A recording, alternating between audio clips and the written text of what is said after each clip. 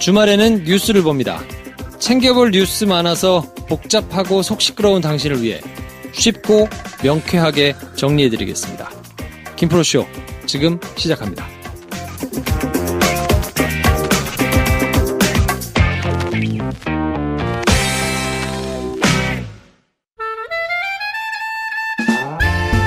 네, 토요일입니다. 토요일에 찾아오시는 김선생 드디어 오셨습니다. 안녕하세요. 네. 개편 후 처음 뵙겠습니다. 김선생입니다. 뭐 게시판에서 난리가 나가지고 김선생 도대체 언제 나오냐.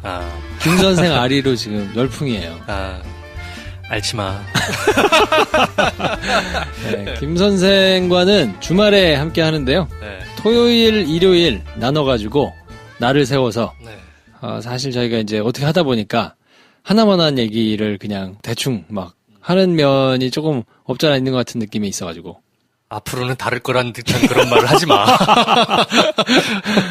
그래도 저희가 네. 조금 가다듬고 예전에는 하나만한 말이 하나만한 룰에 의해 그렇지. 진행됐다면 이제는 명확히 세팅된 룰에 의해 하나만한 말을 한다. 그렇지. 네, 그게 중요해요. 네. 그 결과적으로 하나만한 말이 아닐 것이다. 그렇지. 순서만 다듬어도 뭐가 있어 보이게 들린다. 개편했는데 어떻게 반응 괜찮죠. 저도 쭉 듣고 있는데 신선한 분들이 많이 나오시니까 아무래도 뭔가 새로워졌다. 여성 패널들이 이제 많이 나오니까 네.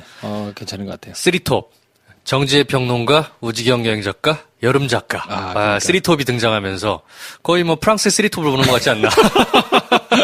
누가 은바페야? 은바페는 제가 볼 때 여름 작가가 되지 않을까? 계속 요리만 한다는 전제하에. 네, 그래서 아무튼 개편해서 저희 뭐 가고 있는데 다음 주까지는 좀 보셔야 돼요. 어제도 설명을 드렸지만 개편의 윤곽이 조금 드러나려면 나름대로 막 해석을 달아서 올려주시는 분들 계신데 뭐 그렇게까지 자세하게 해석하실 건 아니다. 뭐 감사하죠. 관심과 사랑 감사한데 우리도 영화 볼 때 과도한 해석 하잖아요. 그러니까 감독들이 이런 마음이겠구나. 그렇지. 생각을 하는 거죠. 네, 아무튼 소소한 개편 하고 있으니까. 네, 저는 앞으로 토요일, 일요일에 이제 주로 집중적으로 별 생각이고 그동안 해왔던 여러 가지 오프닝이나 또 상담이나 이런 분들 뭐 대부분 보면 개소리였어요. 그래서 개소리는 그만하자. 또 개소리는 아니지. 또 김 선생의 빈자리가 있는데 그래도 토요일, 일요일을 조금 우리가 내실 있게 조금 전달하려면 각자 이렇게 맡아가지고 좀 떼야 되니까. 그래서 주말에만 좀 뵙겠다. 토요일, 일요일 김 선생과 함께 한다고 생각하시면 되고 반응을 극렬하게 해주세요. 2번 듣고 3번 듣고 4번 듣고 5번 듣고. 토요일, 일요일 날 뭐 쉬시니까 뭐 하세요? 들어. 무한 반복. 그냥 집에서 계속 틀어놓고 계세요. 스트리밍 돌려가지고 말이에요. 날씨가 너무 더워요. 엄청나죠. 열풍에 갇힌 한반도 뭐 이런 기사들이 이제 막 나오고 있던데. 이게 웬만큼 더워야 되는데 너무 덥고 오래 가요. 제가 더위에 좀 민감하지 않은 편이거든요, 원래는. 그래요? 네, 저는 추운 게 싫어요. 그래서 더운 거는 웬만하면 참는데, 참을 수가 없어. 밤에 자는데. 어떻게 에어컨 괜찮아요, 집에? 제가 침실에는 에어컨이 없어요. 거실에만 있어요. 근데 거실에 있는 에어컨도 좀 작아요. 왜냐면 지금 살고 있는 집 주인이 본인이 달아놓은 에어컨 외에는 새로 설치하는 거를 금지를 아예 계약에 써놨어. 503호. 네. 근데 우리 집 와봐서 알잖아. 적당히 크잖아요. 그렇죠. 벽에 붙어있는 원룸 에어컨 하나 있어요. 그걸로 안 될 것 같아. 택도 없잖아. 어떻게 그러면? 별짓을 내 서큘레이터로 방으로 바람도 보내보고만 했는데 안 돼. 안 돼. 그래서 거실로 나와서 자고 있어요. 진짜. 죽을 것 같아. 그렇게 해야지. 너무 힘들어. 저도 자다가 거의 계속 깨는 것 같아요. 에어컨을 계속 틀 수 없으니까 틀었다 껐다 하면서 또 에어컨을 틀면 애들이 아파가지고 그렇죠. 냉방병 비슷하게 감기 걸리고 막 그러더라고요. 12시 넘어가지고 괜히 한강도 한 1시간씩 걷고 좀 시원하려고. 안 시원할 거기도 텐데. 안 시원해. 안 시원할 텐데. 전혀 안 시원해. 집에 들어서 샤워해도 그때뿐이고. 그렇지. 힘듭니다. 그래서 원인을 좀 봤더니 이게 우리나라 열대 그 현상을 만드는 원인이 대개는 3가지 중에 하나래요. 첫 번째가 북태평양 고기압. 이 북태평양 고기압은 일본 열도 우측에 있는 태평양에서 불어오는 바람인데 거기가 바다의 사막이라고 불린대요, 원래. 바다인데 엄청 건조한 거야. 그 열이란 게 그렇지 않습니까? 데펴지면 땅이 됐든 바다가 됐든 데펴지면 공기가 이렇게 뜨거워지잖아요. 네. 뜨거운 공기는 위로 올라가지 않습니까? 그렇죠. 그게 고기압인 거예요. 그 뜨겁게 데펴진 태평양 상공에 데펴진 고기압 기온이 슬슬 밀려와서 일본 열도를 넘어서 한반도까지 오면 그때부터가 이제 한여름인 거예요. 원래 이게 패턴이에요. 근데 그 전까지는 장마철이 한 7월 중순 정도까지 지나고 7월 말부터 8월 중순 정도까지가 이제 북태평양 고기압의 지배를 받는 시즌인데 이게 길어졌어. 이게 길어지면서 장마는 짧아지고 더위가 길어지는 효과가 나타났고요. 또 하나가 이제 티벳 고기압 얘기가 많이 나오더라고. 티벳은 말 그대로 이제 중국의 티벳 지방이 거기가 사막이 많아요. 땅이 그 황폐합니다. 그죠. 그쪽 땅이 또 태양으로 덮여지는 거예요. 그럼 덮여진 공기가 또 위로 올라갑니다. 올라간 공기가 슥 밀려오는 거예요. 그래서 이 두 개가 딱 붙어가지고 이제 한반도를 덮고 있는데 원래 같으면은 이게 좀 왔다 갔다 해야 되는데 온난화의 영향으로 이게 열섬, 돔 형상이 된 거예요. 공기가 안 움직여. 야. 허구현에서 이제 맨날 얘기하는 그 돔구장. 딱 그거예요. 야. 그 열돔 현상이라고 부르더라고요. 이게 온난화의 영향 때문인 건지 아니면 잠깐 그런 건지 모르겠는데 하여튼 올여름은 벗어날 수 없답니다. 야, 이게 김 선생을 공부시킬 정도로 네. 더위가 대단한. 너무 짜증이 나는데 공부를 하게 된 거예요. 도대체 야, 이거 어떻게 된 건지. 왜 그런 거냐? 네. 언제 끝난답니까? 이거 그냥 8월 중순 이상까지는 간다고 봐야 된다. 야, 한 달 남았네. 네. 어떻게 됩니까, 진짜? 이것도 8월 중순도 장담 못해. 더 오래 갈 수도 있어요. 아니, 저는 뭐 밤에 자는 거야. 네. 들어가서 이제 자고 밤에는 그래도 조금 이제 어떤 날은 좀 서늘할 때도 있으니까. 그죠. 낮에 이제 사무실에 나와 있잖아요. 네. 와, 죽을 것 같아요. 쥐약이야, 진짜. 이거 굉장하지 않아? 아, 여기 진짜. 네. 이거 장난하는 것 같아. 에어컨 가지고 장난하는 것 같아. 야, 이거 어떻게 하면 좋아. 중앙 에어컨 가지고는 해결이 안 되죠? 해결이 안 돼요. 해결이 안 되는데, 여기가 목동에서 제일 오래된 곳이어서, 네.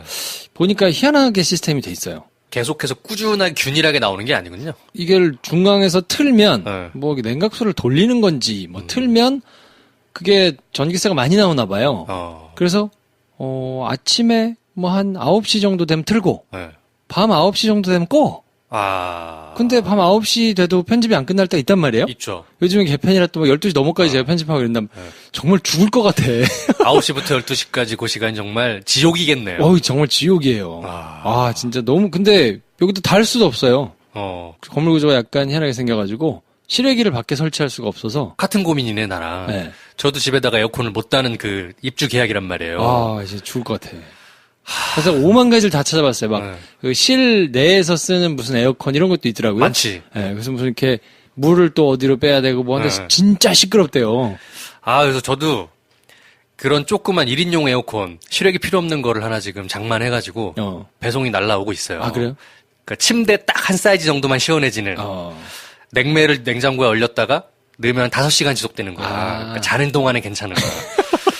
이 효과가 어느 정도인지 한번 봐야 되겠습니다. 그러니까 보고 괜찮으면 여기도 사야 되겠다. 네. 근데 너무 공간 커버가 작아가지고 그걸로는 여긴 힘들 거고. 네. 이제 어떻게 될지 모르겠어요. 진짜 죽을 지경입니다. 이게 대충 더우면은 뭐 말이 안 되는데 대충 더운 게 아니야 지금. 실제로 인명 피해가 날 정도로 여기저기 다 난리예요. 네. 우리나라만 문제가 아니고 일본, 중국, 뭐 미국 다 난립니다. 진짜 우리 어렸을 때부터 오존층이 파괴되고 날이 더워질 것이다라고 했던 예언을 그래도 어렸을 때부터 들었잖아요. 이걸 현실로 보게 되나? 두려움이 좀 있습니다. 하여튼 올해는 굉장히 좀 더운데 다들 좀 건강 주의하시고 그렇게 좀 지내셨으면 좋겠고요. 저희가 개편을 맞아가지고 형식을 조금 바꿨는데 너무 중구난방 그냥 이 이슈를 쭉 얘기하는 건 좀 재미가 없다, 엣지도 없고. 그래서 어떻게 할 거냐? 한 주에 주목할 만한 뉴스들을 뉴스가 굉장히 많잖아요. 많죠. 많은데 다 기억할 필요 없잖아요. 그거 다 알기도 어렵고. 그러니까 딱 10개씩만 딱 10개만 기억해야 될 뉴스를 뽑아서 그중에 한 3개 정도만 진짜 쉽게 한번 좀 살펴보자. 그래서 뭐가 어떻게 굴러가고 있는지를 대략 감이라도 좀 잡자. 뭐 요렇게 저희가 꾸며봤는데 그래서 2주의 뉴스 탑10 매주 10개 뽑고 그렇죠. 그 10개 중에 3개는 따로 뽑아서 좀 더 길게 조금 더 길게 얘기하고 10개 정도는 그래도 이런 게 있다더라 정도는 알고 지나가면 세상 돌아가는 것 파악하는데 별 문제는 없다. 자, 그래서 2주의 뉴스 탑10 네. 이거를 어떤 형식으로 해야 될지는 모르겠어요. 이것도 뭐 한 2, 3주 하다 보면 잡히겠죠. 네. 근데 일단 한번 해보겠습니다. 그러니까 제가 여태까지 그 나름대로 야부리를 뉴스를 뽑았던 기준을 한번 말씀드려 볼게요. 네. 뭐냐면 포털 사이트에 가면 뉴스 랭킹이 있어요. 그러면은 그 한 주 동안에 매일매일 데일리로 랭킹이 매겨집니다. 그 랭킹의 기준은 여러 가지가 있는데 뭐 많이 본 거, 댓글 많은 거, 공감 지수 높은 거, 그 연령대별 뭐 이렇게 뽑혀져 있는데 그거를 두루두루 살펴봐요. 그게 한 50개 정도씩 뽑혀 있거든요. 그 50개 중에 한 10개 이내를 추렸던 거예요, 저도. 네. 그리고 한 15개 정도 추린 다음에 그거를 다른 시사 방송들이 일주일 동안 다뤘던 것들이랑 비교 분석해서 그래도 겹쳐지는 걸 한 7개 정도를 뽑았던 거거든요. 네. 그러니까 같은 방법으로 이번 10개를 뽑았어요, 이번에도. 네. 그렇게 이제 뽑아가지고 김 선생이 올리면 네. 저는 어떻게 뽑느냐. 주요 일간지하고 방송 뉴스에서 나왔던 헤드라인으로 다뤘던 뉴스들을 한번 쫙 뽑아가지고 이제 아무래도 길게 많이 앞부분에 다른 뉴스들이 중요도가 조금 있다고 각자 판단하는 것들이니까 그렇죠. 그거를 묶어서 김 선생이 보낸 것과 합쳐서 최종 10개를 선정. 네. 네. 그러니까 어지간하면 괜찮다. 네. 요 정도 알고 지나가면 뒤처지지 않는다. 저희가 대충 뽑는 건 아닙니다. 그렇죠. 뽑는 건 잘 뽑아요. 얘기를 대충 할 뿐이야. 얘기는 그쵸. 얘기까지 할 수는 없잖아요. 네. 네. 그러니까 아무튼 그래서 10개를 뽑았는데 네.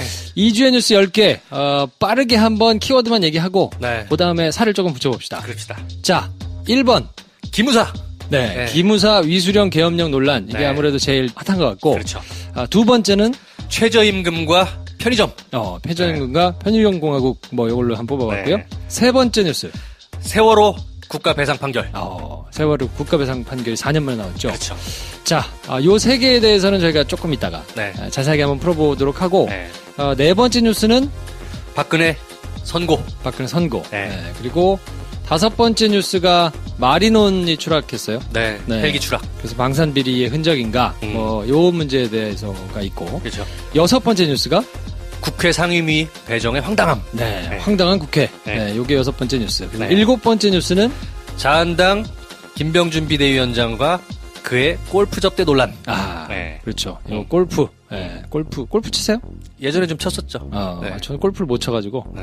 이건 묻어가야 되겠네요. 네. 여덟 번째 뉴스는, 트럼프 대통령의 러시아 관련 실언. 네. 트럼프는 하여튼 우리가 좀 지켜줘야 되는 양반이 돼버려가지고. 그렇죠. 네. 요걸 한번 살펴보도록 하고, 네. 아홉 번째 뉴스가, 월드컵이 끝났기 때문에 월드컵 결과 프랑스 우승. 네, 프랑스 넘어가야죠. 우승. 네. 20년 만에 네. 월드컵을 탄환한. 그리고 마지막 열 번째 뉴스. 사실 이게 핵심일 수 있어요. 이게 중요해. 속초 만석 닭강정. 네, 만석 닭강정에서 네. 이제 위상 검사 했는데 네. 결과가 안 좋아가지고. 네, 만석이의 배신이라고 하죠. 그렇죠. 네. 네, 그래가지고 뭐 이제 사과도 하고 막 난리가 났었는데 네. 1, 2, 3번 뉴스, 그러니까 기무사 최저임금 세월호 배상 판결에 대해서는 저희가 조금 이따가 이제 얘기를 할 거니까 네. 박근혜 선고부터 보면 네. 이제 국정원으로부터 받은 특활비 그리고 이제 뭐 공천 개입하고 이래가지고 의원들 꽂고 네. 뭐 여론조사하고 뭐 이랬던 거에 대해서 금요일 날 오후 2시에 이제 선고가 났잖아요. 네. 네. 이게 이전에 국정농단 재판에서 이미 받았던 거랑은 또 별건인 거네요. 다른 거죠. 네. 그거는 전혀 다른 사건들이고, 뭐, 최순실이네, 네. 뭐네, 뭐, 삼성이네, 뭐, 이런 것들만 있었고. 24년에 180억 추징금 해가지고 나왔던 거. 그렇죠. 그 뒤에 수사가 이제 별도로 진행돼가지고, 나머지 죄들을 쭉 묶어서 재판이 진행이 됐는데, 네.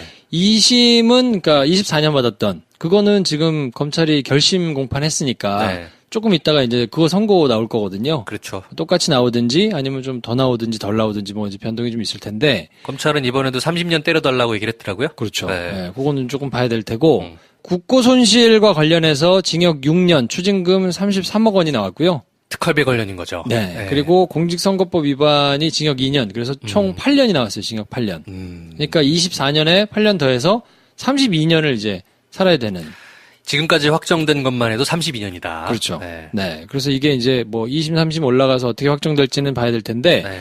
국고 손실이 징역 6년이 나오면서 뇌물죄 혐의는 전부 다 무죄가 나왔어요. 뭐 이거는 여러 차례 그 전에도 이제 지적이 됐는데 뇌물을 준 사람들이 이건 뇌물이 아닌 걸로 보인다라고 다 무죄가 판결이 됐기 때문에 네. 준 사람이 없는데 뭐 받은 사람이 있을 리가 없잖아요. 네. 논리적으로 이 통상적으로 이 공무원들끼리 그러니까 상하급 공무원들끼리 이렇게 주고받는 뇌물 수수하고 조금 형태가 다르다. 대가를 바라고 이렇게 은밀하게 공모해가지고 주고받고 이런 형태가 아니고 대통령이 콕지가 지시해가지고 갖고 와. 그래가지고 가져왔고 국정원장 임명 대가로 이렇게 준 걸로도 보기가 조금 어려워서 이건 뭐 뇌물이 아니다 이렇게 판단을 했고요. 네. 근데 횡령에 의한 국고 손실이라고 볼 수는 있다. 그럴 수 있죠. 그러니까 사실은 뇌물이 더 큰데. 근데 훨씬 그거를 크죠. 적용할 수는 없으니 국고 손실이라는 죄가 적용된 거군요. 그렇죠. 국고 손실도 있고 네. 그게 결과적으로 이제 뇌물도 되고 이런 거였는데 뇌물 부분은 무죄가 되고 국고 손실에 해당하는 것만 이제 죄를 물은 건데 네. 뭐 비교적 세게 물었다고 봐도 무방하죠. 네, 왜냐하면 6년이면 세게 나왔다. 다른 사람들이 뭐 2년, 3년 이렇게 나왔으니까. 근데 사실 액수나 여러 가지를 보면 이 사건만 놓고 했으면 좀 상황이 달랐을 텐데 아무래도 이전에 다른 재판들에 이렇게 같이 형을 받고 이런 것들이 있으니까 그런 걸 좀 감안했을 거예요. 국정농단 재판이 영향을 끼쳤을 것이다. 뭐 그렇죠. 네. 그걸 영향을 아주 없다고 볼 수는 없죠. 24년이 이미 나와 있으니까 네. 그걸 아마 고려해가지고 좀 판단을 했던 것 같고요. 당연히 항소하겠죠? 항소를 하겠죠. 네. 항소는 할 테고. 근데 항소해도 의미가 없는 게 뭐 재판은 안 나가니까. 네. 그걸 좀 괘씸하게 봤더라고요. 계속해서 출석도 안 하고 불성실하게 재판에 임하는 것이 좀 큰 영향을 끼쳤다라고 네. 하더라고요. 그리고 뭐 20대 총선에서 이제 친박, 진박 뭐 그때 한참 그랬는데 여론조사하고 뭐 선거운동 기획해가지고 관여하고 뭐 당내 경선운동에서 비박계 의원들 다 이렇게 밀으려고 하고 뭐 이랬던 것들 전부 다 인정돼가지고 2년. 공직선거법 위반. 네. 그래서 총 8년이 나와서 32년을 살고 이제 나와야 되는 상황인데. 부역자들에 대해서는 이거와 연관돼서 이 재판에 영향을 미칠 게 뭐가 있을까요? 이미 다 미리 나왔기 때문에. 미리 나왔나요? 이제 뇌물 준 사람들 뭐 무죄 나오고, 문고리 3인방, 이런 사람들도 이제 죄가, 뇌물죄는 다 무죄 나오고 나머지는 좀 뭐 2년, 3년 이렇게 아까 말씀드렸는데 나왔거든요. 그냥 전달책 정도로만 치부된 거군요. 그렇죠. 최종적으로 이제 지시를 한 사람이 박근혜 대통령이니까.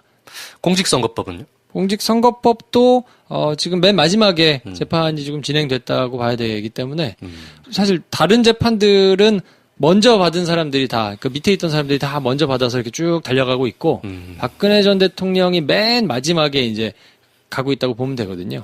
새누리당 쪽에서 이 공직선거법 위반으로 문제돼가지고 실형을 사는 사람은 없을 것 같다.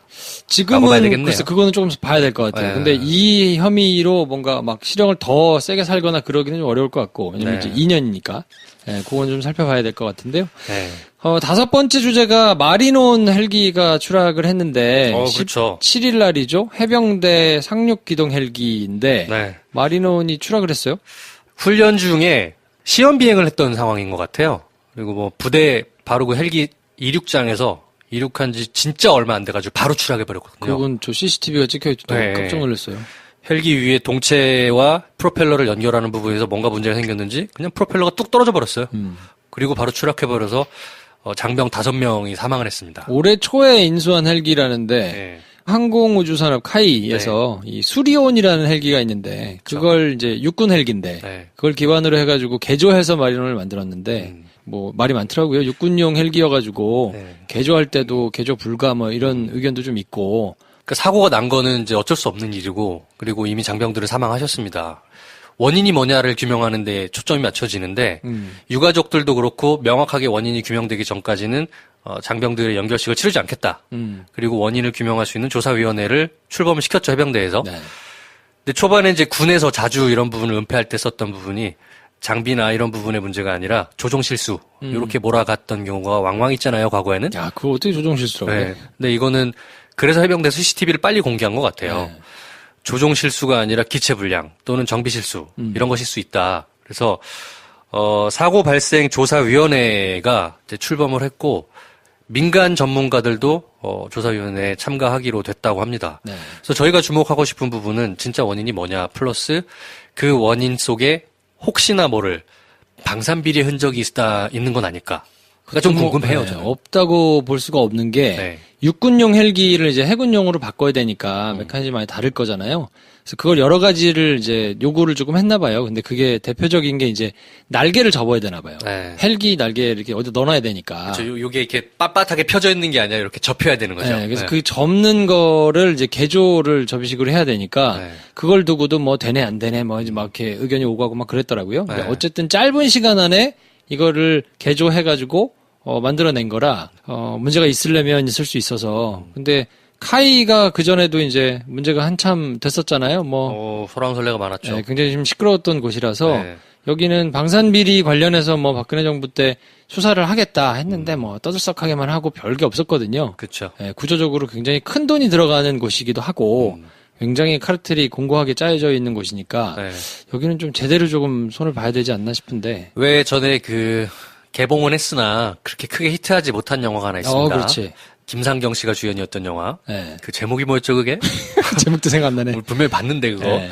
그 영화가 방산비리를 다루는 영화인데. 그렇죠. 공군 전투기들이 어떤 들어가는 정비 부품들이 계속해서 돌려막기식으로 해서 노후 부품들이 신규 부품인 것처럼 서류상으로는 조작되고 그 뒷돈들을 장성들이 챙겨가는 구조를 다뤘던 영화가 있어요. 공군 비행사들과 정비사들이 이제 양심선언을 해서 그게 밝혀지는 거였는데 비슷한 유형의 무언가가 이 헬기에도 문제가 있지 않을까라는 의심을 어쩔 수 없이 하게 됩니다. 네. 네. 그래서 요거는 한번 지나가는 상황을 계속 살펴보시면 좋을 것 같고요. 네. 6번째 뉴스가 황당한 국회 상임위 배정에 관련해서 저희가 뽑았는데 네. 문제가 되는 사람들이 이완영, 염동열, 홍문종 이 세 사람입니다. 다 네. 자유한국당 의원들이고요. 아, 시끄러웠던 분들이네요. 네. 이완영 씨는 알죠? 알죠. 이렇게 사랑합니까? 성주. 사랑합니까? 사랑한다 그랬나? 평범한 관계입니까? 이렇게 물어봤던가? 네. 네. 그래서 법사위에 배정이 됐는데, 이게 뭐가 문제냐? 2012년에 총선할 때 2억 4,800만 원? 그러니까 한 2억 5천 정도를 무이자를 빌렸어요. 그러니까 그냥 받아가지고 빌렸다고 한 것인지, 그게 문제가 돼가지고, 지난 5월에 재판을 받았는데, 징역 4개월에 집행유예 2년, 벌금 500만 원 이렇게 나왔어요. 그러니까 이건 사실 공직선거법으로 벌금 100만 원 이상 받으면 의원직 박탈이거든요. 그렇죠. 근데 박탈되는 상태로 지금 가고 있는 거예요. 확정이 돼야 박탈이 되니까. 왜냐면 2심, 3심 가서 최종 확정이 돼야 되니까. 네, 시간이 좀 걸리는데 이런 양반이 이제 법사위로 갔단 말이에요. 검찰, 법원 이런 데 이제 국정감사하고 이래야 되는데 이게 지금 말이 되나? 알게 모르게 청탁이 가능한 부서 아닙니까? 법사위면. 대놓고는 못해도 이거 이상하죠. 그렇죠. 이상하지. 이건 상식적으로도 너무 안 되는 상황인데. 자한당 내에서 상임위 배정을 임의적으로 할 거 아닙니까? 자당 의원들 중에 어떤 부분을 어떤 사람을 어떤 상임위 배치할지를. 그렇게 짬짬이가 된 거 아니냐. 이래도 되냐. 그것보다 이거는 이제 보니까 짬짬이라기보다는 손들었어요. 제가 갈게요. 법사위 가겠습니다. 이렇게 딱 손들었어. 1순위로. 그렇다 해도 보내면 안 되는 안 건데 되지. 지금 사실 자한당이 권력 공백 기간이었잖아요. 이 권력 공백 기간 동안에는 당대표도 없었고 그러니까. 김성태 당대표 대행을 한다고 하지만 전같이 전당대회를 거쳐서 뽑힌 당대표가 아니기 때문에 뭔가 이 부분에서는 의원들이 한다고 하면 조정할 수 있는 기능이 사라져 있었던 시기에 맞춰서 이렇게 된 게 아닌가. 그러니까 정신없는 마당에 그렇죠. 적당히 손들고 빨리 간 거예요. 그냥 빨대 꽂아가지고. 그래서 요건 좀 그렇고 염동열 의원도 문화체육관광위에 배정이 됐는데 이 양반은 뭐가 문제냐. 강원랜드 채용 비리 때문에 지금 검찰에 기소됐어요. 그래서 지금 재판받고 있어. 권성동, 염동열 등. 근데 이건 살펴보니까 이 양반은 본인은 지원 안 했더라고요. 지금 상임위 지원을 다른 데다 했는데 당에서 배정해서 본인도 항의했다. 라며 최소한의 약간 그런 거는 이제 있는. 송문종 의원은 교육위 배정을 했는데 사학비리로 기소가 또 됐거든요. 그분도 유명한 사학비리. 그렇죠. 경민학원이라는 데서 75억 학교돈 횡령하고 범인 도피 교사, 뇌물수수 이런 혐의로 지금 재판이 진행 중인데 아직도 경민학원 이사로 활동하면서 교원 인사, 징계, 임원 선임 이런 거에 이제 관여를 하고 있다고 언론 보도가 나오더라고요. 이런 3명이 지금 상임위 배정이 그렇게 됐는데 한국당에서는 딱히 뭐라고 시정하거나 이런 거 아니고 우리가 다 그렇게 챙길 수가 없는 면이 있다. 이러면서 지금 지나가고 있어요. 알잖아, 우리 지금 불난 거. 국회가 상임위 배정이라는 게 사실은 국회의원들한테는 굉장히 중요한 그렇죠. 상황인 건 맞습니다. 왜냐하면 본인이 행사할 수 있는 지역구 내 영향력들 또는 본인과 연관되어 있는 어떤 여러 가지 직간접적인 정책이나 법안 수립에 있어서의 관련성 이런 것 때문에 사실은 국회의원이 되는 것도 중요하지만 의원이 된 다음에 어떤 상임위에서 활동하느냐가 의원 개인의 어떤 네임밸류를 만들어가는 중요한 포지션이긴 해요. 이제 그렇다 해도 정도껏 해야지. 적당히 해야지. 이게 네. 뭐야. 이완영이 법사위 가는 게 어딨어. 네. 네. 그렇습니다. 자한당 네. 상태가 지금 그렇습니다. 그리고 네. 또 자한당에 지금 깝깝한 상황인 게 하나 있는데 김병준 비대위원장. 그렇죠. 네, 골프 접대 때문에 지금 뭐 경찰에서 수사를 진행하겠다고 내사를 진행 중인 걸로 알고 있는데요. 혁신비대위원장으로 이번 주에 이제 취임을 했는데 김병준이란 분을 약간 설명을 좀 드릴 필요가 있는 것 같아요. 뭐 아는 분들 많으시겠지만 일단 국민대에서 행정정책학부 교수를 오래 하셨고 이분이 유명한 게 노무현 정부에서 청와대 정책실장을 2년 동안 했습니다. 그리고 교육부 총리로 가시려다가 지금의 자한당 구 한나라당에서 이때 무슨 논문 표절 의혹이었던가요? 논문 표절 때문에 굉장히 시끄럽게 막 해가지고 인준이 안 됐어요. 결국 떨어졌어요. 그래서 네. 떨어졌어. 그런 다음에는 이제 조용히 대통령 정책특보를 또 한 2년 했어요. 그러니까 사실은 참여정부 내내 청와대에 근접해 있던 분인 거죠.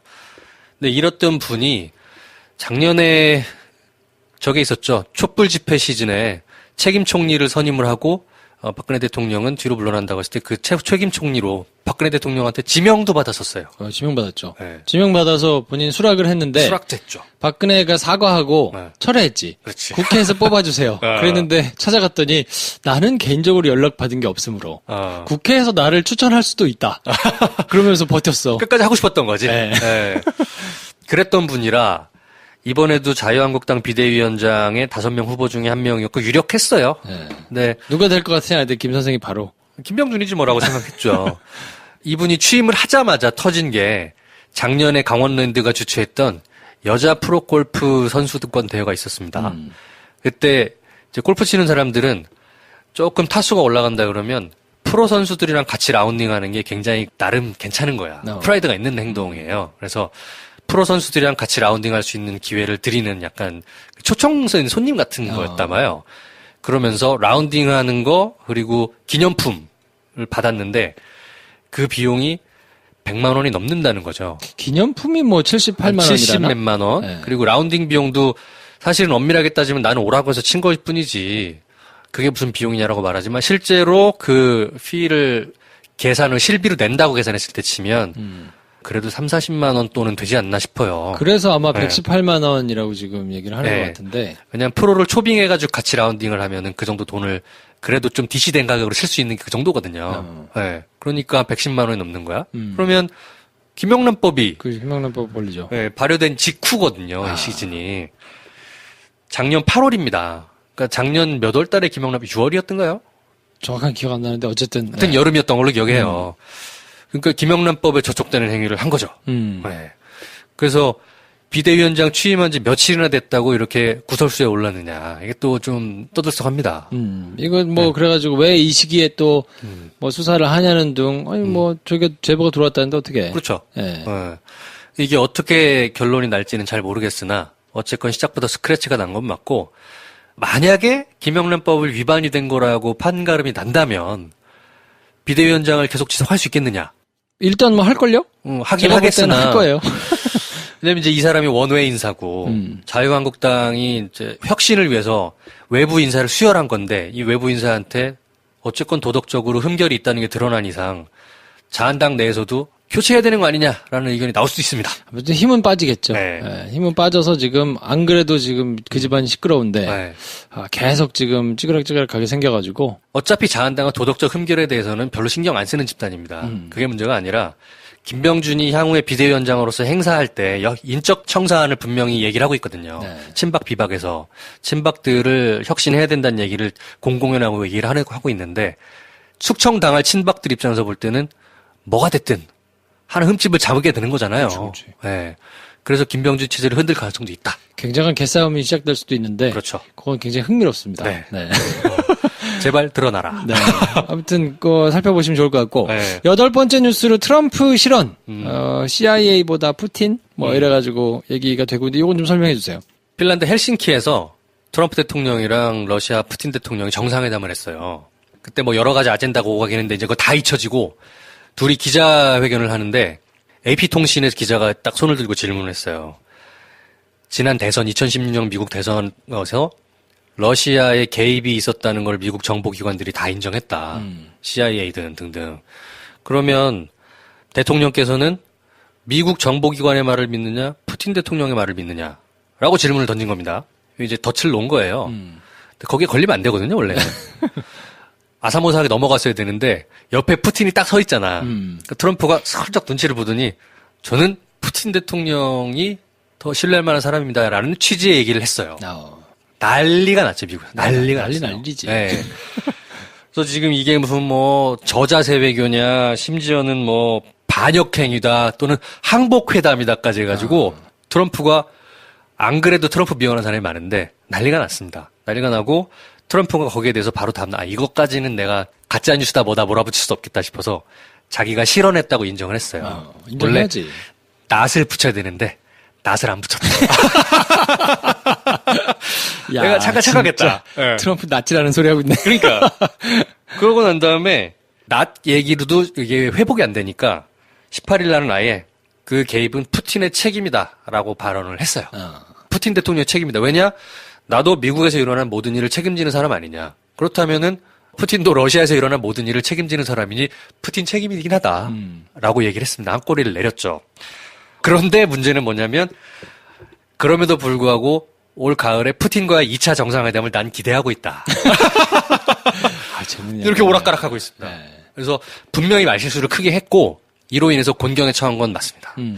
더군다나 트럼프 대통령이 지금 EU랑도 전쟁을 벌이고 있잖아요. 네. 무역 전쟁을. 그 EU와의 무역 전쟁에서 서포트를 받기 위해서 러시아랑 정상회담을 한 부분도 있거든요. 그러니까 러시아 눈치도 볼 필요가 있어요. 미국 국내 정치에도 눈치를 볼 필요가 있고. 여러모로 힘드시겠네요. 사면 초과에 놓여 있는 게 사실입니다. 힘내세요, 트럼프 오빠. 네. 이게 북미 간의 관계에서도 영향을 미치고 있어요, 지금. 그래서 이 부분은 저희가 이제 나중에 저 맨 끝에 말해서 잊지 말아야 될 뉴스 쪽에서 한번 북미 관계 얘기를 좀 해보고 했으면 좋겠습니다. 네. 네. 자, 9번째 뉴스는 프랑스 우승했는데 네. 사실 이 뉴스는 저희가 내일 조금 심도 깊게 한번 다뤄볼 거거든요. 네. 요거는 내일 컨셉 말씀드릴 때 뭐 내용도 자세하게 말씀드리고 그냥 우승했고 월드컵 네. 끝났다. 그렇죠. 네. 네. 거죠. 만석 닭강정 식약처 위생 점검에서 지적받아가지고 과태료 받았대요. 조리장 후드, 뭐 기름때 먼지 있고 막 뭐 그렇죠. 깨끗하지 않았다는 얘기인 건데 좋아하세요 만석 닭강정? 먹어봤죠. 먹어봤나요? 나 잘 모르겠던데. 아니, 먹었는데 뭐 난 잘 모르겠더라고. 네, 잘 모르겠더라고. 근데 속초 갈 때마다 사 먹긴 해요. 줄이 막 어마어마하게 길잖아요. 네. 그냥 당연히 거기 가면 먹는 건가 보다 해서 먹긴 먹는데. 저는 아내가 닭을 좋아해서 뭐 닭이 튀기고 뭐 치킨 이런 걸 좋아해가지고 늘 이렇게 사 먹더라고요. 한 점이나 먹고 나는 잘 안 먹어요. 잘 모르겠더라고. 하여튼 다른 이렇게 지적받은 업체가 여기 하나뿐은 아닐 거 아니잖아요. 네. 굉장히 많은데 유독 만석 닭강정이 타겟이 되는 그 도마에 올라온 이유가 뭐냐면 워낙 유명한 음식이었어요. 속초 하면 만석이었어요. 그렇지. 그래서 심지어 저 백화점에도 들어왔어요. 그래서 그럼요. 네. 팝업 스토어 여기저기 많이 하고 온라인 배송도 많이 하고 이게 1983년에 창업한 회사거든요. 야. 속초 중앙시장. 사실은 속초 관광수산시장이 정식 명칭입니다. 중앙시장에서 처음 시작을 했는데 어떻게 주목받았는지 모르겠지만 어쨌건 30년 동안에 쭉 컸어요. 그래서 작년 매출이 얼마인지 아세요? 얼마요? 134억입니다. 오, 야. 네. 이건 웬만한 중소기업 뺨 때리는 기준. 중소기업이네. 네. 그 속초 시장에서 파는 것만 물론 134억은 아니죠. 여기저기 프랜차이즈도 있고 해가지고. 다 해서 엄청나잖아요. 야. 그러니까 누구나 대한민국 국민 중에 속초 간 사람이라면 한 번쯤 먹었을 법한 일종의 국민 관광식품이었기 때문에 더 이렇게 주목이 된 거예요. 그래서 지금 만석 닭강정은 매출이 70% 이상이 감소했다고 합니다. 오. 아무도 안 산대. 야. 당연히 안 사겠지. 정말겠다. 왜냐하면 외지 사람들이 대부분 줄 서 가가지고 산 음식이었는데. 그치. 속초 놀러 갔다고 이 뉴스 보고 가서 만석 닭강정 먹겠어? 야, 이런 거 보면 뉴스가 진짜 무서운 것 같아요. 무섭죠. 네. 닭강정계에 몇 대 강자가 있습니다. 저는 개인적으로는 인천의 신포 닭강정을 좋아합니다. 아, 그래요? 네. 거기 좀 더 매콤해. 네. 그래서 신포 닭강정은 맛있어요. 근데 속초 만석 닭강정은 먹을 때마다 달잖아요. 너무 달고 네. 아 이걸 왜 먹나 싶은 생각이 좀 많이 들긴 했었어요. 근데 결국 이렇게 됐다. 네. 그래서 관광 지역에 가면 이게 약간 그 관광지들마다 일종의 룰이에요. 뭐냐면 그 동네 가면 뭐, 그 동네 가면 뭐 이런 게 있잖아요. 그쵸. 군산 가면 이성당, 있죠? 통영 가면 꿀빵 이런 게 있어요. 그래서 그렇게 등극을 하면 그 가게는 그냥 일어서는 거예요. 그렇지. 집안이 일어서는 거야. 아, 그런데 몇 개 있어요? 저는 속초 가면 어디 가냐면, 사돈집이라고 있어.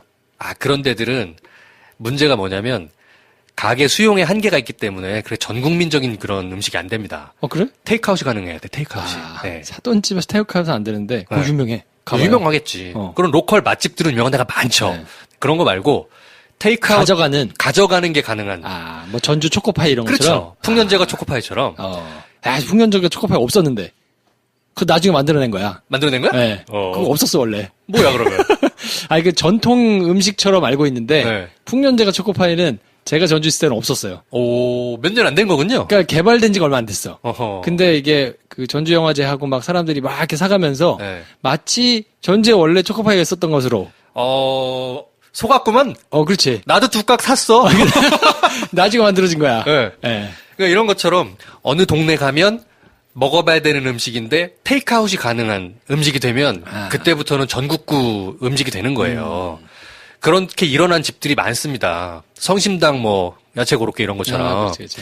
그 대표적인 음식이 속초 만석이었는데 이게 이렇게 신화가 무너진 거죠. 좀 안타깝게 됐습니다. 네. 네. 다른 데들도 긴장하셔야 될 거다. 네. 그렇게 네임밸류만 믿고 팔아제낀다고 해서 안 된다. 네. 깨끗하게 조금 만들어 주십시오. 각성하셔라. 네. 네. 자, 2주의 이슈. 저희가 이제 처음 하는 거라 생각보다 기네요. 짧게 하려고 그랬는데. 저는 야불이 털털 기억이 남아가지고. 똑같은데? 좀만 더 타이트하게 해볼게요, 다음부터는. 네. 네. 자, 아무튼, 처음이니까 양해해 주시고, 네. 2주의 이슈라고 해서 3개를 저희가 준비했는데, 네. 첫 번째 게 이제 기무사. 네. 기무사 계엄령 도대체 뭐냐. 저희도 벌써 2주 연속으로 야불에서 했던 얘기들이에요. 네, 계속 얘기는 하는데, 기무사를 군대 안 갔다 왔으면 기무사 잘 모르겠고, 누가 어떻게 했다고 하는데.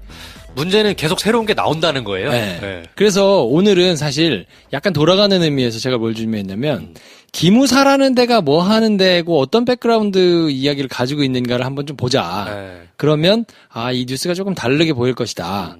해서 제가 준비를 좀 해봤는데, 기무사. 정식 명칭은 국군 기무사령부입니다. 네. 네. 근데, 하는 일이 뭐냐.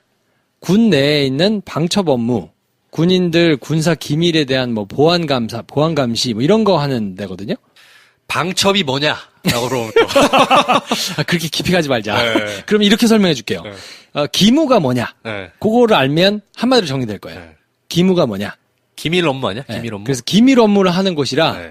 비밀 이런 걸 다룬대요. 다루는데 그러니까 군대 내에서. 그러니까 보안과 관련된 거라든지 정보, 네, 대북 관련된 정보라든지 이런 거를 하는 곳인데 국방부 직할이에요. 국방부 직할 부대여서 사령관은 준장이니까 별 2개, 중장이니까 별 2개인데 이게 1949년에 육군본부 정보국 방첩대라는 부대로 시작을 한 거예요. 한국전쟁 전에 이미 생겼던 거군요. 하긴 군에는 방첩 업무가 필요하니까. 네. 그렇죠. 네. 그랬다가 이게 육군 보안사령부로 1968년에 바뀌거든요. 근데 이제 그때 당시만 해도 육군, 해군, 공군 따로따로 있었어요. 이 역할을 하는. 방첩 부대들이 각각 다 있었단 말씀이죠. 원래 다 있어야 될 거 아니에요, 그죠? 네. 근데 그러다가 1977년에 국군 보안사령부로 통합이 됐어요. 그러다가 91년에 이제 국군 기무사령부로 바뀌었는데 속성상 이제 정보를 다루고 이렇게 하니까 굉장히 센 곳이거든요. 최고 지도자들이랑 다이렉트로 연결돼 있으면서 엘리트들만 뽑아가는 것. 그렇지. 네. 군대 내에서는 이 영향력이 막강하거든요. 이게 60년대부터 한 80년대 군사정권 시대에 군대 내부뿐만이 아니고 군 외부에까지도 막 활동을 하면서 영향력이 굉장히 커졌단 말이에요. 네. 근데 군사정권 시대에는 어떻게 했냐면 보안사령관 이 부대의 장이 대통령하고 독대를 합니다. 그래서 국방부 직할 부대인데도 불구하고 국방부 장관보다 힘이 세요. 그럴 수 있겠네요. 대통령 독대하니까. 네. 그리고 수시도 그냥 독대하는 게 아니고 다 이렇게 자료들을 싸가지고 남들이 모르는 이런 내밀한 정보 바리바리 싸가지고 다 싸가지고 가가지고 독대를 계속하고 대통령 입장에서는 얼마나 필요하고 좋은 사람이야. 그렇죠. 네. 특히 독재 사회에서는. 그렇지. 중요한 사람이죠. 그러니까 역할이 계속 넓어지는 거예요. 그래가지고 장교, 부사관 이런 이제 간부급 이런 사람들이 대대장도 못 건드리는. 맞아요. 네, 왜냐면 대령도 상사가 독자적으로 수사를 할 수 있거든요. 그러니까 상사 정도 되면 설설설 기는 거야 다. 사실 군대는 되게 엄격하게 명령 체계로 운영이 되잖아요. 유일하게 서열을 거스를 수 있는 부대가 기무사다. 그럼요. 거죠. 완전 월권으로 다. 네. 예. 그래서 기무사에 한번 혐의를 가지고 불려갔다 온다. 그 사실만으로도 그 다음번엔 진급이 안 돼요. 인사에서 그냥 누락. 진급이 끝이야. 예. 그러면 군인은 사실 진급이 다잖아. 그렇죠. 별다른 게 다인 것인데 네. 인생의 의미가 없어지는 거예요. 군인으로서는 끝났다고 보는 거죠. 그러니까 여긴 책일 잡히면 안 돼. 그렇다고 너무 가깝게 잘하는 것도 말라서 이상하니까 이게 되게 애매한. 너무 기무사에 잘 보이려고 하면 저 새끼 승진에 목숨 걸었구나. 진짜 네가 군인이냐 이런 소리 듣는 거니까. 그러니까 그리고 또 불필요한 적을 또 만들면 안 되니까 잘 해주되 또 적당하게 건드리지도 않으면서 뭐 이러다 보니까 기무사에 있는 사람들은 언터처블. 어마어마한 권력이겠네요. 국내에서.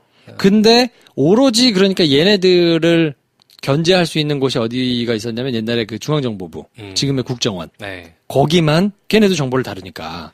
프린스 심이랑 했던 역사 방송 중에서 과거 독재자들이 기무사와 중정, 박정희는 보안사와 중정이겠죠. 그렇죠. 전두환도 보안사 그리고 기무사와 안기부 그 이후에 국정원 이렇게 두 개를 가지고 나라를 다스려 왔다라고 생각하면 된다라고 했잖아요. 네. 네. 근데 중앙정보부만 유일하게 상대가 가능한 조직이었는데 11.6 사건 직후에 전두환이 보안사령관이었거든요. 그렇죠. 그때 중정 서리까지 겸임을 하면서 먹어버릴 거기까지. 왜냐? 11.6 사건을 누가 일으켰습니까? 그러니까. 중정부장 김재규 아닙니까? 그러니까 거기까지 싹 다 먹어가지고 사실상 그냥 기무사가 짱 먹은 거예요 그때. 그래서 그때부터 전두환과 하나회 시대가 열린 거죠. 군대 내에서. 네. 근데 얘네가 주로 어떤 일을 했냐? 언론 통폐합, 언론인 강제 해직, 야당 인사 규제, 민정당 창당, 뭐 국회의원 공청, 그리고 뭐 야당 재학생 노동원 이런 사람들 민간인 사찰하고 뭐 이런 일들을 했거든요. 온갖 뒤에서 못된 짓들은 다 했네요. 정권을 유지시키는 데 필요한 일은 여기서 발벗고 다 거의 한 거죠. 정권 유지에 필요한데 대놓고 할 수 없는 일들을 다 한 거죠. 그렇죠. 네. 국정원도 뭐 하기는 하는데 그것도 틀어잡고 이제 다 완전히 싸잡고 했으니까 그렇게 이제 무소불위의 권력을 유지하면서 쫙 가는데 1991년에 왜 이름이 바뀌느냐? 그때 1990년 10월에 무슨 일이 있었냐면 여기 있던 이등병 윤석양이라는 사람이 있어요. 이 사람이 1,300명을 사찰했던 내용을 양심선언을 해요. 폭로를 해가지고 이때 난리가 나고 막 엄청나게 시끄러웠거든요. 이때 이제 A급으로 구분이 돼가지고 사찰을 당했던 사람이 노무현인데 뭐 야당 지도자들 김대중, 노무현, 문익환 목사, 한승환, 문동환 뭐 이런 사람들이 다 이제 그 안에 들어 있었는데 어쨌든 그래서 그분들이 이제 다 145명인가요? 뭐 국가 상대로 이제 소송도 하고 막 이제 난리가 났었단 말이에요. 이때 이제 사찰 대상 명부하고 플로피 디스크 3장 뭐 이걸 가지고 이제 타령을 해가지고 이걸 양심선언하고 기자회견하고 막 난리가 났었는데 요 양심선언을 모티브로 만든 영화가 황정민이 나왔던 모비딕입니다. 거기 보면 잘 나와 있어요. 이게 흥행을 안 했어요. 제가 기억할 때 한 40만 봤나 뭐 그래요. 영화 굉장히 좋아요. 굉장히 잘 만들어졌습니다. 그거 보면 된답니다. 저도 보겠습니다. 그래서 김상호 씨도 나오고 하여튼 굉장히 잘 만들어진 영화라서 그걸 한번 보시면 좋을 것 같고 청명계획이라고 그때 했었는데 어쨌든 3당 합당으로 이제 김영삼이 새를 잡기는 했는데 이걸로 노태우를 압박했어요. 이건 아니다. 뭐 해가지고 그리고는 1990년 10월 8일 날 보안사령관이 경질되고요. 1991년에 그래서 국군 기무사령부로 이름이 바뀌는 거예요. 근데 노태우 입장에서는 얼마나 깝깝하겠어요. 한 팔이 잘려 나간 거니까. 그래서 1990년 10월 8일 날 보안사령관을 경질했는데 그냥 있을 수 없는 거예요. 그러니까 이때 또 비슷한 초식을 씁니다. 10월 13일 날 뭘 했냐? 범죄와의 전쟁을 선포하죠. 그래서 그 막 여러 영화의 모티브가 됐던 범죄와의 전쟁이 이때 사실 이거 막으려고 그때 막 이렇게 부랴부랴 했던 거거든요. 그래서 김영삼이 이제 그 뒤에 대통령이 됐는데 기무사를 그냥 둘 리가 있겠어요? 그러니까 하나회 조지고 대통령 그 기무사령관 독대하는 것도 폐지를 해버렸어요. 그때 힘을 빼가지고 문민정부란 이름에 걸맞는 일을 했군요. 그렇죠. 그러니까 이때 전두환 때까지 이렇게 쫙 아주 짱 먹으면서 왔던 게 김영삼 들여서면서 이제 딱 끊겼다고 봐야 되거든요. 그 이후로 이제 뭐 김대중 노무현 오면서는 뭐 이걸 가지고 그렇게 막 사용하지는 않았을 거 아닙니까? 근데 스멀스멀 언제 기무사가 부활했느냐? MB가 정권이 들어서고 난 다음에 기무사령관 독대를 부활시킵니다. 그리고 이때부터 박근혜 때까지 뭐 선거 개입, 여론 조작, 그리고 뭐 세월호 참사 때 뭐 이렇게 저렇게 막 지난주에 저희가 말씀드렸던 뭐 그런 내용도 하고 민간인 사찰하고 말도 안 되는 걸 하다가 결국 박근혜 최순실 게이트가 터지니까 그 무렵에 한번 뒤집어 보겠다며 계획을 세운 게 계엄령 실시 계획인 거예요. 지금 우리가 보고 있는 바로 그 문건인 거죠. 네. 그러니까 이게 그냥 단순히 군대에서 아니 뭐 집회 많이 하고 혹시라도 무슨 일이 생길까봐 그냥 이 안보 차원에서 계획을 그냥 한번 세웠던 것이다라고 보기에는 얘들이 그냥 애들이 아니고 얘네는 여전히 7, 80년대에 살고 있던 애들이기 때문에 그리고 지금 세부 청와대가 발표하거나 이런 걸 보면 계획들이 너무 자세하게 막 나오잖아요. 계엄령이 발동하면 언론 어떻게 통제하고 그렇죠. 누가 어떤 역할을 맡고 뭘 어떻게 하면 되고 이런 게 지금 너무 자세하게 나오고 있기 때문에 이거는 그냥 흘려들으실 뉴스는 아니고 관심을 가지고 탱크 부대를 뭐 기계화 부대를 뭐 배치해가지고 어떻게 하려고 했다 이런 것들이 그냥 단순히 상상 속에서 펼쳐질 이런 게 아니고 진짜로 실행에 옮길 생각으로 했다라고 봐야 될 만한 뭐 그렇게 판단할 수 있는 합리적인 의심이 가능한 상황입니다. 그렇게 판단을 했기 때문에 문재인 대통령도 기무사 조사 관련된 것들뿐만 아니라 기무사의 그 문건과 관련돼서 군인 내에서 만들어진 모든 종류의 문건을 다 취합해가지고 청와대로 올려라. 네. 라고 명령을 내린 거고. 자, 그래서 기무사 관련된 뭐 계엄령 관련 논란은 무서운 뉴스입니다, 사실. 네. 이거는 한번 좀 봐야 될 것 같고 한국당도 이것은 자유롭지 않은 뉴스들이 이제 계속 나오고 있거든요. 네. 어떻게 될지는 한번 좀 살펴보시고요. 한 몸이에요, 한 몸. 네. 그리고 두 번째로 저희가 뽑은 뉴스가 이제 최저임금과 편의점 공화국인데. 네, 요거는 워낙 여기저기 뉴스가 많이 나오기 때문에. 많이 그리고 해설을 굉장히 잘해주고 있는 뉴스들이 많아요. 많죠. 그래서 저희는 그냥 쟁점만 좀 짚어볼게요. 지금 최저임금이 8,350원이든가요? 네. 8,350원으로 확정이 되면서 이제 이슈가 불거진 건데, 영세자영업자 중에 특히 이제 편의점으로 대표되는 편의점 업주들의 반발이 있는 겁니다. 그럴 때 그러면 반발의 핵심은 뭐냐면 이렇게 인건비를 주게 되면 장사해서 우리가 남는 게 없다. 먹고 살기 힘들다라는 게 요지예요. 그러면 이 사람들이 먹고 살기 힘들게 된 것이 진짜로 최저임금이 올랐기 때문인 문제인 것이냐 아니면 가맹 계약 구조에 문제가 있는 것이냐 그것도 저것도 아니고 편의점이 너무 많아서 문제냐 이 세 가지 쟁점이 남습니다. 얘기를 해보죠. 일단 편의점 개수가 우리나라에 되게 많아졌어요. 많죠. 현재 한 4만 개 된답니다. 네. 근데 4만 개가 원래부터 4만 개였냐? 그게 아니고 증가 추세가 2014년만 해도 지금의 반수였어요. 14년 전만 해도. 그러니까 2년 사이에 확 뛴 겁니다. 우리나라 말고 세계적으로 편의점이 제일 많은 나라가 일본이잖아요. 네. 뭐 편의점의 원조기도 하고 편의점 하나당 인구 몇 명을 커버하느냐? 우리나라는 현재 1,312명이에요.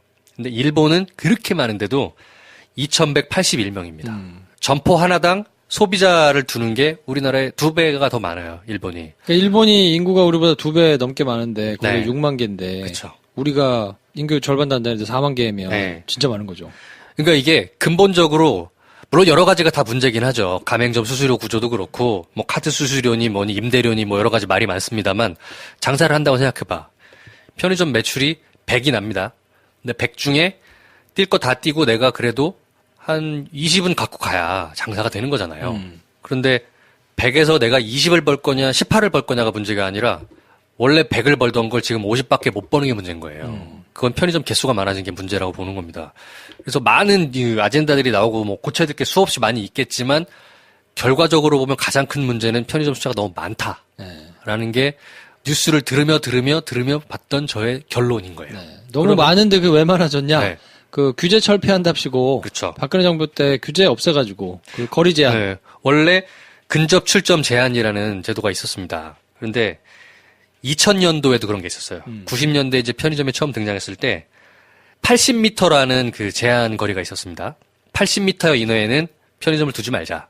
근데 그거는 공정위에서 그렇게 하면 안 된다고 해서 2000년도에 폐지가 됐어요. 그래서 그 뒤부터는 250m로 해서 편의점들 3개 메이저 편의점들에서 이제 담합 아닌 담합인 거죠. 나름대로 암암리에 지켜오던 약속이 있었던 거예요. 250m내는 출점을 하지 말자. 근데 이거를 희한하게 공정거래위원회에서 볼 때는 괜찮은 조항인 거잖아요. 이거를 2012년에 공정에서 만들었어요. 네, 네, 2012 년 만든 공정위에서 거예요. 출전 거리 제한을 250m로 놓고 하라 그러니까 그때 기사들 찾아보면 조선일보 이런 데서 반발이 많다. 득보다 실이 많을 거다. 네. 뭐 이런 기사를 막 많이 썼어. 공정 조지는 기사를. 네. 그리고는 한 3년 만에 뭐 규제 폐지한답시고 이제 없어진 거거든요. 그 2014년입니다. 네, 그걸 이제 공정위가 또 자기네들이 해놓고 네. 이거를 담합이라고 봐가지고 네. 불필요한 규제다. 네. 없앴더니 우후죽순을 진짜 많이 생긴 거죠. 딱 3년 만에 2배 됐어요. 네. 그러니까 2014년에 공정위가 그렇게 한 배경이 뭐냐라는 거는 명확히 밝혀지진 않았지만 어쨌건 친재벌 정책 영향이라고 봐야 되고 그로 인해서 편의점 숫자가 너무 많아져 버렸어요. 실제로 제 주변 사람들 중에 대기업 다니는 친구들은 편의점 서브를 하는 친구들 가끔 있잖아요. 네. 네. 그러니까 월급만 받아가지고 못 살다 해가지고 뭐 나중에 노후를 대비해서 편의점을 투자한 친구들 한 3-4명이 모여가지고 만든 케이스가 왕왕 있었어요, 예전에. 근데 그만큼 수익률이 괜찮았거든요. 근데 2015년, 2016년으로 가면서 다 팔아버렸어, 걔네. 네. 그러니까 장사가 안 되는 거야. 너무 편의점이 난립을 해가지고.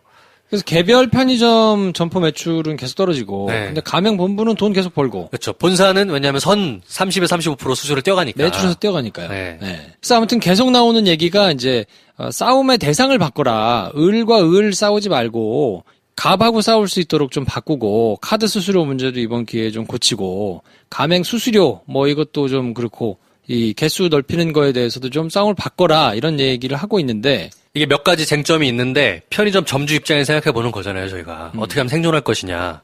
카드 수수료는 협상의 대상이 안 돼요, 제가 볼 때는. 이미 되게 낮아요. 가맹점 30% 수수료.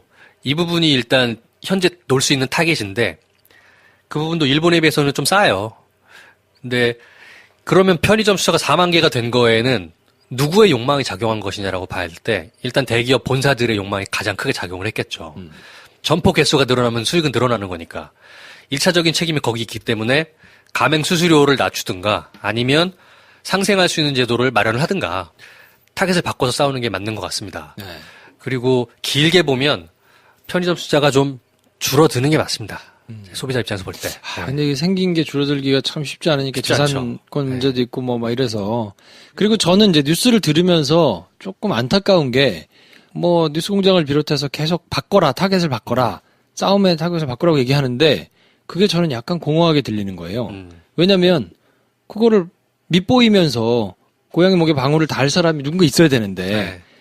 밑에 있는 자기가 부리는 사람들이야 뭐 이걸 줄여도 자기들한테 직접적인 위해가 없으니까 그렇게 이제 하는 거잖아요. 그렇죠. 현실적으로. 네. 근데 대상을 바꾸라고 그래가지고 그럼 가맹본부 내지는 무슨 뭐 임대차 보복 때문에 뭐 건물주 뭐 이런 사람들하고 뭔가를 달떠서 하라고 하기에는 약간 무책임한 거 아닌가 싶은 생각도 들어서 이건 그 사람들한테 싸움의 프레임을 바꾸라고 얘기할 게 아니고 언론이 나서서 그렇게 돕는 게 되지 않으면 그 사람들한테 협회에 모여 있는 사람들한테 뭔가 전선을 형성해서 이렇게 싸우라고 얘기하는 거는 되게 쉽겠나 현실적으로 그런 생각이 좀 들더라고요. 제일 이상적이긴 하죠. 근데 이 최저임금과 편의점 관련된 얘기로 지난 한 일주일 동안에 언론이 아주 그냥 난리를 부렸습니다. 난리를 부렸죠. 예.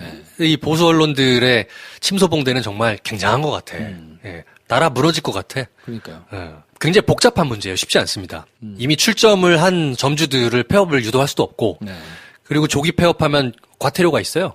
위약금이 있습니다. 그러니까 폐업을 할 수도 없어요. 그리고 이거를 누구 한 사람의 것에 딱 기준을 맞춰가지고 이렇게 합시다, 그렇게 합시다 하기에는 너무 첨예하게 부딪히는 문제예요. 그래서 이 부분을 어떻게 해결해야 되냐 참 어려운 문제긴 합니다. 네. 저는 이제 본격적으로 네. 이익의 시대에 접어들고 있다. 근데 이익의 시대에 접어들면 이 피아가 아군 적군이 확실하게 나눠지지가 않거든요. 그러니까 오히려 MB 박근혜 정부 때는 나쁜 놈들이 나쁜 짓 하는 게 되게 명확했거든요. 네, 원칙도 막 어기고. 그러니까 그냥 거기만 타겟으로 잡아가지고 뭔가를 반대하고 나가면 오히려 조금 선명하게 정리가 되는 면이 있었는데 그렇지 않은 정신머리 똑바로 박힌 사람들이 리더로 서게 되면 그럼 그때부터는 이제 누구의 이익이 선이냐 악이냐 이거는 사실 구분하기가 되게 애매한 상황이란 말이에요. 진짜로 제대로 된 정치가 나올 시즌이 된 거죠. 네, 사실 그러니까 이게. 그때는 선과 악 혹은 뭐 악은과 적군의 개념으로 딱 나눌 수가 없고 네. 이익의 문제에 봉착하게 되면 이게 어떻게 하는 것이 정의냐 하는 거에 대한 가치관이 이제 상충하기 때문에 네. 그때는 진짜로 쉽지 않아서 네. 사안을 좀 꼼꼼히 보고 이렇게도 생각해보고 저렇게도 생각해보고 최선의 합의를 도출해내는 이거를 하려면 사실 되게 복잡하고 귀찮거든요. 그게 정치력인 거죠. 네. 그렇지 않고, 그러니까 사안을 그렇게 구별하지 않고 그냥 내가 좋아하는 사람이 이렇게 얘기하니까 그게 맞는가 보다 하고는 그냥 내맡겨 두면 비슷한 상황이 이제 반복될 수 있어서. 이게 참여정부 때 있었던 일들이에요, 사실은. 네. 정치가 오히려 정의와 불의로 나눠서 싸움을 하는 거는 뭐 레벨로 보자면 그렇게 높지 않아요. 네. 누구나 동의할 수 있으니까. 근데 진짜 높은 차원의 정치는 갈등과 갈등의 조정, 욕망과 욕망의 조정. 이게 진짜 높은 수준의 정치잖아요. 네. 이거는 정치 지도자, 높은 수준을 가진 정치 지도자들한테만 맡겨서 해결될 것이냐. 그렇지 않아요. 그렇지 않습니다. 참여하고 있는 구성원들 모두가 여기에 대해서 일정 수준의 판단력과 식견을 갖고 있으면서 자기 의견을 명확히 낼 줄 알아야 되고 그 의견에 자기 혼자만의 이기주의적인 생각만으로 내서는 안 된다라는 좀 높은 수준의 시민의식도 필요한 수준이 됐습니다. 네. 네. 아무튼 이 편의점 문제는 뭐 빨리 끝날 거는 아니라서 네. 한번 요런 관점에서 한번 살펴보시면 좋을 것 같고요. 그렇죠. 짧게 정리해드리면 세월호 참사 배상 판결이 이제 4년 만에 났어요. 그리고 소송이 진행된 지는 이제 2년 조금 넘게 네. 만에 났는데 2억씩 희생자에게는 그리고 뭐 가족들한테는 500만 원에서 8천만 원까지 그래서 유가족 평균으로 한 6억 원 정도 배상을 받는 걸로 돼 있는데 이건 뭐 내용들이 쭉 많이 나왔으니까 그렇죠. 이해하기 쉽게 몇 가지만 정리해드리면 보상하고 배상이 어떻게 다르냐 쉽게 생각하시면 돼요. 보상은 합법적인 거고 배상은 불법적인 거다 이렇게 생각하시면 되거든요. 그래서 배상은 불법으로 뭔가 잘못한 거에 대해서 내가 피해 배상을 받는 거고 네. 보상은 합법적이었는데 사고여서 그거에 대해서 이렇게 돈을 받는 거를 생각하면 되거든요. 네. 그래서 4.16 세월호 참사 배상 및 보상심의위원회 이런 게 있었어요. 거기선 1억 원씩 주기로 했었거든요. 보상금 보상 차원에서. 차원에서. 네. 그러니까 우리가 잘못한 건 아닌데 사고가 크게 났으니까 네. 우리 돈 줄게.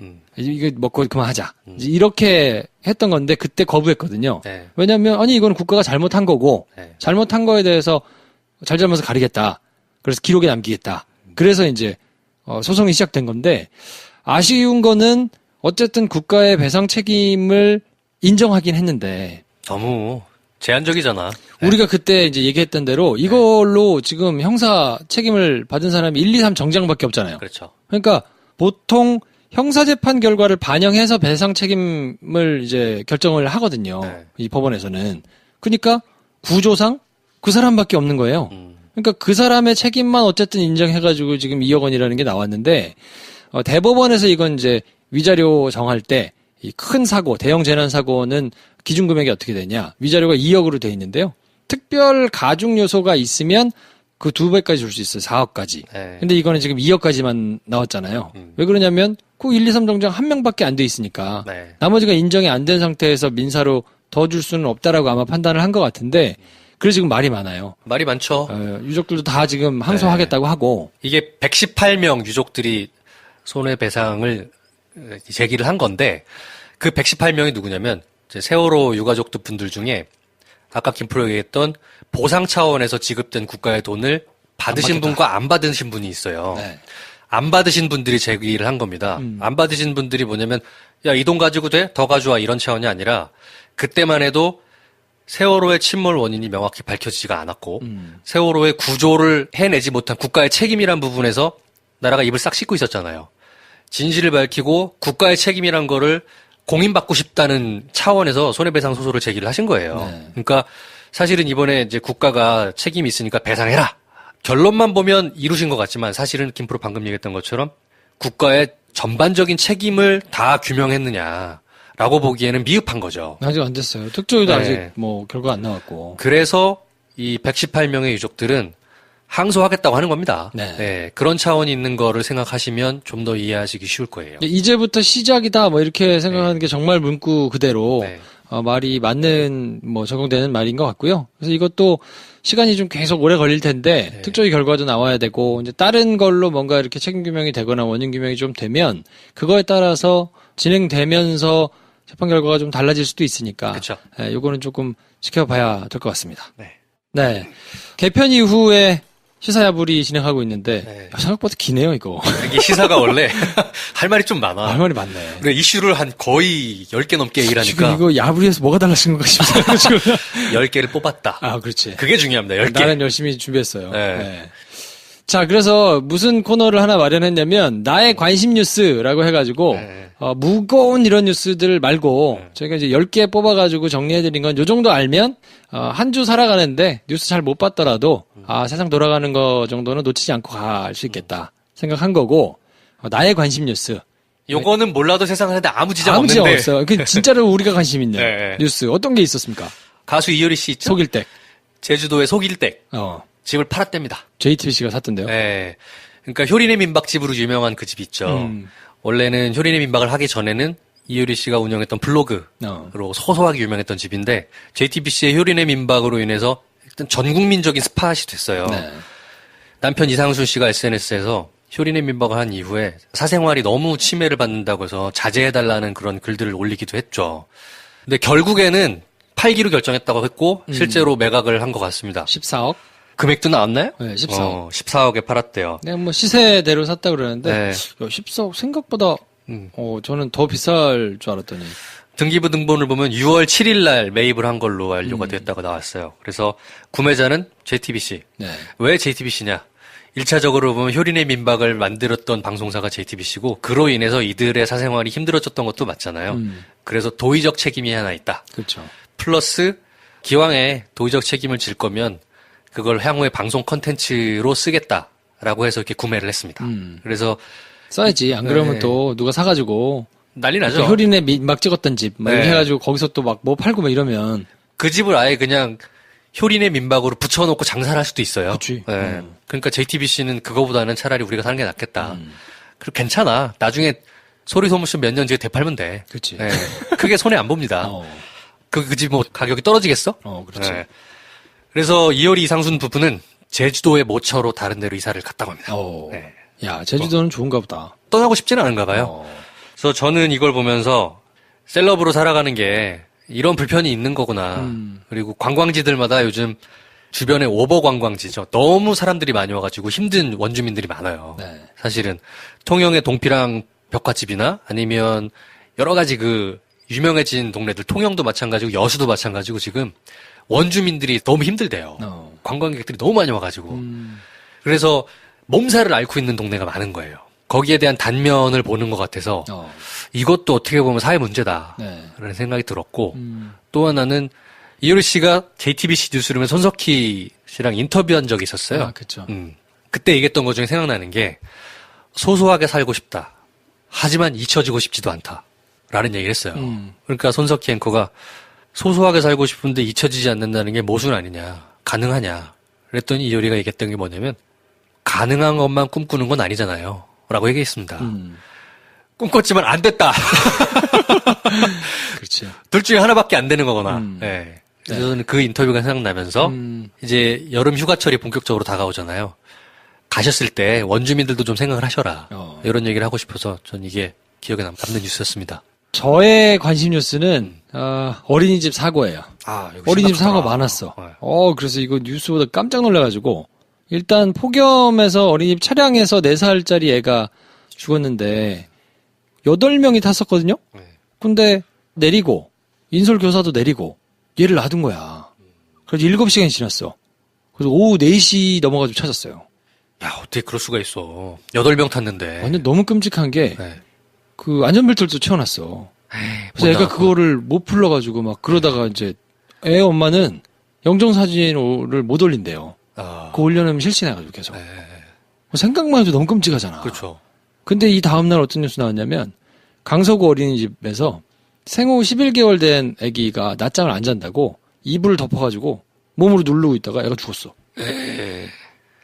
그래서 CCTV를 해보니까 그 전날 뉴스는 뭐라고 나왔냐면 의문사했다고 나왔거든요. 그냥 자다가 숨져가지고 이유를 찾고 있다 그랬는데 경찰이 찾아보니까 59살 보육교사 할머니인데 이 양반이 낮잠을 안 잔가지고 점심 먹고 낮잠을 안 가길래 억지로 재우려고 이불을 덮어가지고 그렇게 하고 있었다는 거야. 말이 돼?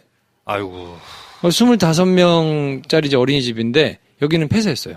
당연히 폐쇄되겠죠. 네. 그래서 지금 애들이 막 이렇게 이런 뉴스가 나오니까 너무 끔찍한 거예요. 안 그래도 더워가지고 난린데. 아니 이래가지고 믿고 맡기겠어. 그래서 지금 뭐 어린이집 또 한 번 이제 막 뭐 난리 나고 막 지금 이제 때리고 학대하고 막 이런 걸로 이제 뉴스가 계속 나오거든요. 근데 저는 지금 못 보겠어요, 이런 뉴스는. 딱 그 나이 또래 애들을 데리고 있으니까 또 더 그러겠네요. 그렇죠. 이게 아침마다 이제 제가 데려다 주니까 이런 뉴스는 진짜 너무 끔찍해. 엄마 아빠들이 진짜 불안하겠다. 그럼요. 어떻게 맡겨? 근데 또 이제 데리고 있긴 힘드니까. 데리고 있기 좀 힘들어. 막상 내가 데리고 있자니 좀 힘들어. 힘들어. 데리고 있는 거 힘들어. 애가 없으니까 이거 부분은 그냥 짐작밖에 못 하는데. 이거는 진짜 너무, 이걸 들으시는, 힘프로쇼를 들으시는 분들이라면, 특히나 이제 애가 있으신 분들이라면, 이 뉴스 보면서 굉장히 끔찍했을 거예요. 근데 저는, 이거 좀 반복 안 됐으면 좋겠다. 끔찍하네요. 네. 하여튼 뭐, 저의 이번 주에 가장 와서 박히는 뉴스는 좋은 의미는 아니지만, 좀 하여튼 그런 뉴스였던 것 같습니다. 네. 자, 그래서 저희가 이제 개편을 맞아가지고 쭉 여러 가지 코너도 만들고 이렇게 한번 선보였는데, 마지막 뉴스. 잊지 말자 이 뉴스.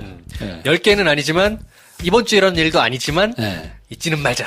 진행되고 있다. 근데 이게 우선순위에 올라가기에는 다른 뉴스들이 많아가지고, 저 밑에 뉴스가 나오거나 아니면 구석탱이 나오기 때문에, 지나가면서 그냥, 이제 잊어버릴 것 같은데 그쵸? 의미가 크게 진행되고 있으니까 잊지 말자라는 건데 내용을 자세하게 설명드리기는 조금 시간이 너무 많아가지고 그냥 짧게 양승태 사법부 재판거래 의혹이 지금 계속해서 뭐 이것저것 나오고 있습니다. 그래서 이제 원세훈 재판 때 내부에서 그 재판부가 대법원 행정처에다가 원래는 그 행정처는 그냥 사법 그 행정 업무 하는 곳이어서 전혀 재판 뭐 관련돼 가지고는 주면 안 되는데 공소장을 바꿀 거냐 말 거냐 이거 가지고 이제 막 보고하고 뭐 이랬던 게 이제 나왔거든요. 그러니까 요거는 지금 당장은 조금 조용하기는 한데 계속 좀 살펴보고 계셔야 된다. 여전히 핵폭탄입니다. 계속 진행하고 있는데 계속 커지고 있다. 그 정도만 알고 있으면 될 것 같아요. 조국 수석 뭐 회유하려고 했다 뭐 이런 얘기도 나오고 뭐. 하여튼 요거는 조금 묵혀두시면 나중에 크게 터질 테니까 잊지 말고 계시라. 라는 의미에서. 뉴스계의 우량주. 갖고 계시면 모른다. 제가 생각한 뭐 우량주 뉴스는 북미 관계. 북미 관계가 지금 소강 상태인데 물 밑에서는 많이 진행되고 있고 오히려 속도가 좀 늦춰졌습니다. 그러니까 뭐냐면 협상의 속도가 늦춰진 게 아니라 협상에서 도출해내야 되는 결과물들에 대한 타임라인이 조금 뒤로 가고 있다. 왜냐하면 트럼프는 굉장히 빠른 속도로 그리고 일괄적인 폐기 이런 거를 북미 협상하기 전에는 정상회담 하기 전에는 주장을 꾸준히 해왔잖아요. 근데 막상 북미 정상을 해보고 그리고 실무단도 들어가 보니까 이게 그렇게 빨리 안 돼. 될 수가 없어. 그러니까 기존에 자기가 해왔던 대로 속도전을 계속 얘기하면 할수록 자기한테 마이너스인 겁니다. 얘기를 못 지키는 게 되니까. 그래서 핵 폐기에 관련돼서는 천천히 갈 수 있다고 생각한다라는 발언도 하고 있고요. 그래서 올 한 해 동안 그래도 아무것도 안 하면 안 되니까 북미 그리고 한국 간에 이 정도 수준까지는 결과물을 내놓자라는 게 원래 핵폐기나 이런 부분에서 문제가 좀 초점이 있었다면 지금은 종전선언으로 맞춰지고 있다.